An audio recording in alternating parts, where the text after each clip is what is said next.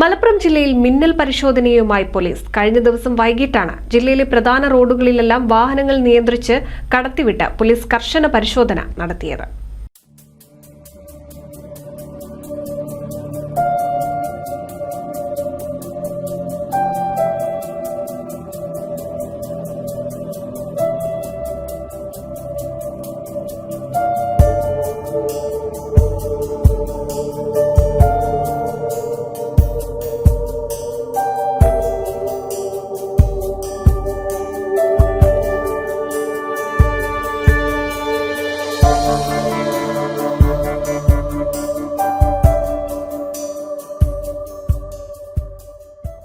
കഴിഞ്ഞ ദിവസം വൈകിട്ട് 4 മണിയോടെയാണ് മലപ്പുറം ജില്ലയിലെ എല്ലാ പോലീസ് സ്റ്റേഷനുകളിലേക്കും ഐജിയുടെ വാഹന പരിശോധന നിർദ്ദേശം എത്തുന്നത്.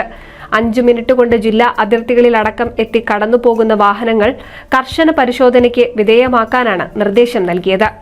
പെട്ടെന്ന് പോലീസ് എത്തി റോഡുകൾ ബ്ലോക്ക് ചെയ്ത് പരിശോധന ആരംഭിച്ചതോടെ ജനങ്ങളും ആശങ്കാകുലരായി ആകാംക്ഷയോടെ കാത്തുനിന്നു. വലിയ കള്ളക്കടത്ത് സാധനങ്ങൾ പിടികൂടാനാണ് പോലീസ് പരിശോധിക്കുന്നതെന്ന്, അതല്ല മയക്കുമരുന്നുമായി എത്തിയവരെ പിടികൂടാനാണ് പോലീസ് ശ്രമിക്കുന്നതെന്നും ജനങ്ങൾക്കിടയിൽ അഭ്യൂഹം പരന്നു. എന്നാൽ അടിയന്തര ഘട്ടങ്ങളിൽ ഇത്തരം സാഹചര്യങ്ങളുണ്ടായാൽ പോലീസിന്റെ കാര്യക്ഷമതയും ആത്മവിശ്വാസവും വർദ്ധിപ്പിക്കുന്നതിനു വേണ്ടിയാണ് മോക്ക് ഡ്രിൽ മാതൃകയിൽ ഇത്തരം പരിശോധനകൾ നടത്തുന്നതെന്നാണ് വിവരം. എന്നാൽ പരിശോധന പുരോഗമിക്കുന്നതിനിടയിൽ മതിയായ രേഖകളില്ലാതെ എത്തുന്ന വാഹനങ്ങളെ വെറുതെ വിടാനും പോലീസ് തയ്യാറായില്ല.